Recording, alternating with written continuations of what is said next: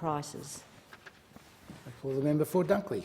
Thank you, Deputy Speaker. I move the motion relating to energy prices in the terms in which it appears on the notice paper. Thank you. We all know that events around the world have impacted domestic energy prices. The war in Ukraine, disrupted supply chains and increased international demand for gas have meant that Australian households and businesses have to contend with higher power prices. We know the impact on people in our communities. The cost of this is absolutely clear. That is why last year the government urgently recalled Parliament so we could act, not just talk, but act, to take some of the sting out of higher power prices. This government wants to help families, to support small businesses and to save Australian manufacturers. We know that it will take some time for all of the benefits to fully flow through, but there are encouraging signs that our action is starting to work. And if anyone doubts that, let me remind the chamber of the AEMO quarterly report, which said, and I quote, "Following these announcements, ASX Cal-23 electricity future prices fell steeply for each of the mainland states through to the end of the quarter, with prices dropping between 41% in South Australia and 46% in Queensland from the end of Q3 22. The expectation and then announcement of government intervention through the quarter saw reductions in future prices for later years similar to those for Cal-23 across the mainland regions." End of quote. And of course, there's a Treasury analysis where the comparison of 2023 wholesale electricity prices in November, before the plan was released, with the prices in December, after the plan was released, shows that forecast wholesale prices for 2023 dropped by 44% in Queensland, 38% in New South Wales, 32% in South Australia and 29% in Victoria. And we all know that at the end of January, Shell announced an EOI process for 8 PJ of gas to be delivered in 2023. We have seen reductions in the price increases that were forecast. This is a key indicator that the steps the government has taken and is taking are having an impact.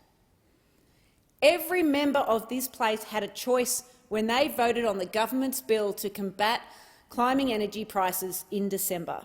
They had a choice to help Australians with rising energy bills or to make it even harder for them. And if those opposite, the members of the Liberal and National Party, had their way, households would be paying $230 more on their power bills than they would otherwise have to, without an extra cent of support.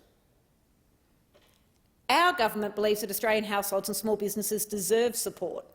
We believe that Australian manufacturing deserves a future, and that's what we're delivering for families and pensioners, for small businesses and for large manufacturers.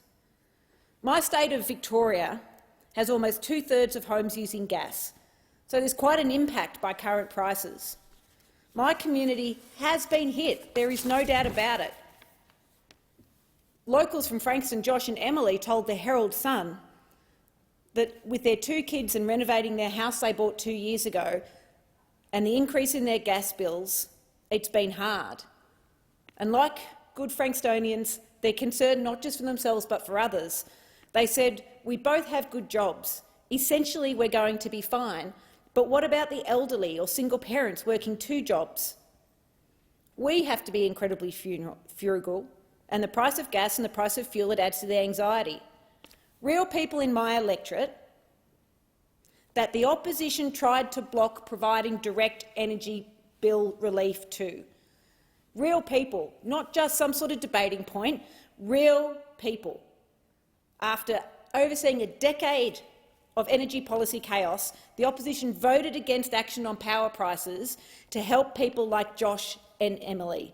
It's not an overnight fix, of course it's not. But we've started to do the work and more needs to be done.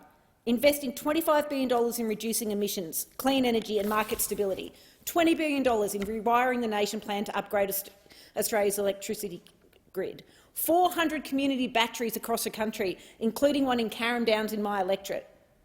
We are working to help lower electricity bills, reduce pressure on the grid and lower emissions.